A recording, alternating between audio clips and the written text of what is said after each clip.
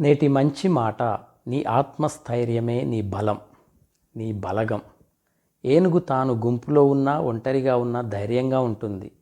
తాను ఒంటరిగా ఉన్నా తనకు ఏ భయం ఉండదు. ఎందుకంటే తన బలమేంటో ఏనుగుకు తెలుసు. కనుక తన బలమే తనకు రక్ష. మానవులమైన మనకైతే మనలో ఆత్మస్థైర్యం ఉంటే మన ఆత్మస్థైర్యమే మనకు ధైర్యము, మన బలము, మనకు రక్ష.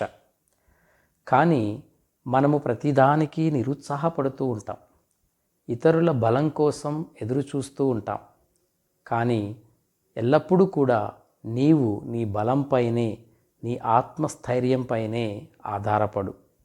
నీ సాటి మనుషులను నీవు నమ్ముకున్నావో, వారిపై ఆధారపడ్డావో నీవు చతికిల పడతావు, నీరు కారిపోతావు, నిరుత్సాహము నీలో ఏర్పడుతుంది, ధైర్యాన్ని కోల్పోతావు. అప్పుడు నీ జీవితం నీకు భారంగా, భయంగా ఉంటుంది. అందుకే ఎల్లప్పుడూ నీ ఆత్మస్థైర్యంపైనే నువ్వు ఆధారపడు. నీ ఆత్మస్థైర్యమే నీ బలగం, నీ బలం.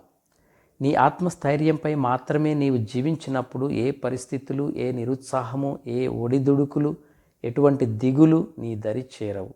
మరైతే నీవు భయపడకుండా ఎల్లప్పుడూ ఆత్మస్థైర్యం కలిగి జీవిస్తావు కదూ.